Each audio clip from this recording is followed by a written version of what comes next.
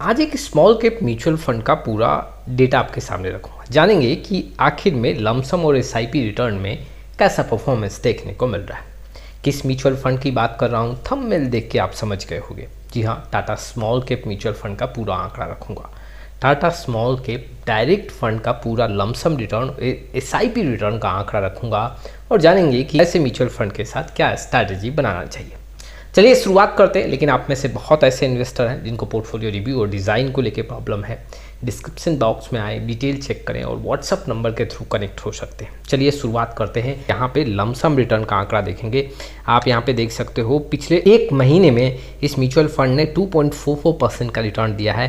Category average में ये आंकड़ा 4% के ऊपर है। पिछले 3 मंथ का आंकड़ा देखें तो 12% के ऊपर का रिटर्न है। कैटेगरी एवरेज में 13% के ऊपर का रिटर्न है। 6 महीने का आंकड़ा में देखें तो यहाँ पे गिरावट थोड़ा ज़्यादा देखने को मिल रहा है। इस फंड में 6 से 7% का गिरावट है, जबकि कैटेगरी एवरेज में 1 से 2% का गिरावट है।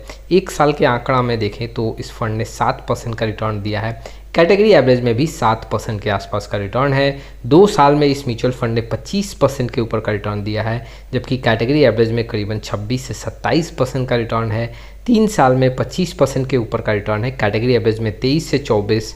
ठीक वैसे 4 साल और 5 साल का आंकड़ा देखें तो यहाँ पे मजबूत देखने को मिल रहा है। तो अगर स्थिति देखोगे तो 3 साल, 4 साल और 5 साल में इस म्यूचुअल फंड ने अपने कैटेगरी एवरेज को बीट किया है। ठीक वैसे ही अगर आप आंकड़ा देखोगे, जैसे कि 1 साल में भी यहाँ पे आंकड़ा मजबूत देखने को मिल रहा है।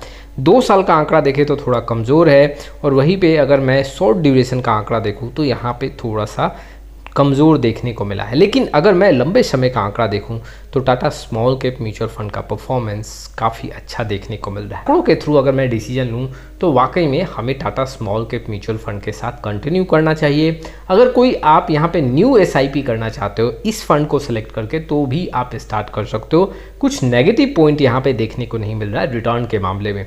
चलिए अगर मैं एसआईपी रिटर्न की बात करूँ तो पिछले 1 साल में इस म्यूचुअल फंड में 3 से 4% का नेगेटिव रिटर्न देखने को मिला है। 2 साल में 13 से 14, 3 साल में 20 से 21 और 5 साल में 26 से 27% का एसआईपी रिटर्न है।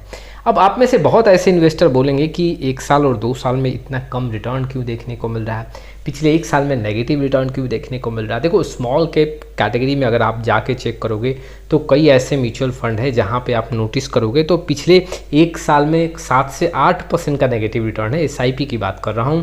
और अगर यहाँ पे देखोगे तो स्मॉल कैप इंडेक्स ही यहाँ पे गिरा हुआ है, जिसके चलते रिटर्न कम बनता हुआ देखने को मिला है। लेकिन फिर भी अगर आप नोटिस करोगे तो Tata small cap mutual fund में गिरावट कम है। रिटर्न आपको यहाँ पे आने वाले समय में बनता हुआ देखने को मिलेगा।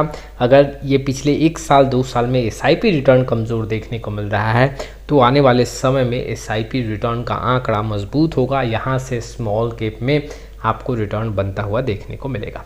हालांकि देखो, स्मॉल कैप म्यूचुअल फंड में जब आप पैसा लगाते हो तो कोई शॉर्ट ड्यूरेशन के लिए आपको आंकड़ों पे आकलन नहीं करना चाहिए। आपको जो है लंबे समय का आंकड़ा देखना चाहिए और उस पर एक डिसीजन आपको बनाना चाहिए। फिलहाल जो है, अगर आप स्मॉल कैप में इन्वेस्ट कर रहे हैं तो आप लंबे समय का ही प्लान करें। छोटे ड्यूरेशन में आप कोई भी यहाँ पे म्यूचुअल फंड से रिटर्न का एक्सपेक्ट ना करें। तो ये कुछ इन्फॉर्मेशंस थे जो इन्वेस्टर के लिए काफ़ी इंपॉर्टेंट थे। आपका क्या राय इस वीडियो को लेके कमेंट बॉक्स में जरूर आए। फिर मिलेंगे एक नए वीडियो के साथ, तब तक के लिए जय हिंद, जय भारत।